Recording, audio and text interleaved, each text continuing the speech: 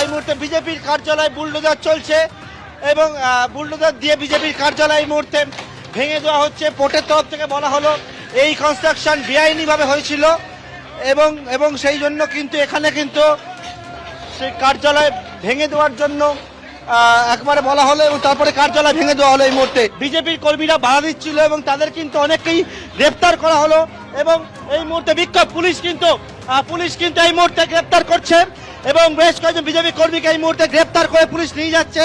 যারা পুলিশের দাবি যে কাজে বাধা দেওয়া হচ্ছিল পুলিশের সঙ্গে একেবারে বচসা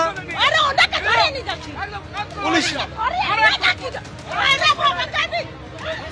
এই মুহূর্তে দেখতে পাচ্ছ পুলিশের সঙ্গে এই মুহূর্তে বিজেপি কর্মীদের একেবারে কার্যত উত্তেজনা পরিস্থিতি, গ্রেপ্তার করা হচ্ছে।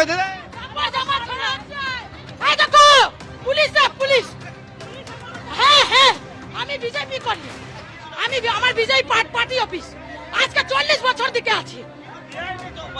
কোনো বেআইনি না, আমাদের পারমিশন দেওয়া হয়নি। দেখুন আমরা দেখতে পাচ্ছি বেশ কয়েকজনকে আটক করা হয়েছে এই মুহূর্তে এবং পুলিশের সঙ্গে টানা হেঁচড়া চলছে এই মুহূর্তে।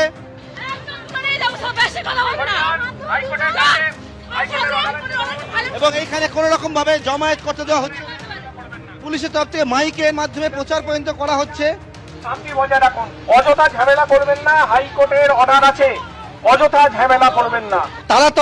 তালাতলায় বিজেপির কার্যালয় ছিল, সেই বিজেপির কার্যালয় পার্টি অফিস, সেই পার্টি অফিসে ভাঙার জন্য বিশাল বাহিনী এবং পোর্ট আদিকে তারা এলেন এবং বুলডোজার নিয়ে এসে এই মুহূর্তে বিজেপির যে কার্যালয় ছিল সেই কার্যালয় সম্পূর্ণভাবে ভেঙে দেওয়া হলো। পোর্টের তরফ থেকে তাদেরকে বলা হলো, বন্দর কর্তৃপক্ষের তরফ থেকে যে বিষয়টা বলা হলো, প্রথমে গিয়ে যে সকল বিজেপি কর্মীরা একেবারে এখানে উপস্থিত ছিলেন যে এই নির্মাণ সেটা বেআইনিভাবে তৈরি করা হয়েছে, তাই সেটা খালি করে দেওয়ার জন্য বিজেপির কর্মীরা প্রথমে বাদানুবাদে জল এবং তার পরবর্তীকালে পুলিশ গ্রেপ্তারের জন্য একেবারে বললো, পুলিশ গ্রেপ্তার করার জন্য বললো। তারপর পার্টি অফিস থেকে বেশ কয়েকজনকে বাইরে বার করে আনা হলো এবং এর পরবর্তীকালে বুলডোজার চালিয়ে এই মুহূর্তে বিজেপির যে কার্যালয় তালাতলা এই পার্টি অফিস, সেই পার্টি অফিস সম্পূর্ণভাবে ভেঙে দেওয়া হলো। এবার বিজেপির পার্টি অফিসে চললো বুলডোজার। তালাতলায় বিজেপির পার্টি অফিস ভাঙার এই উত্তেজনা বন্দরের জমিতে তৈরি হওয়ায় গেরুয়া শিবিরের পার্টি অফিস গুঁড়িয়ে দিল পুলিশ এবং বন্দর কর্তৃপক্ষ।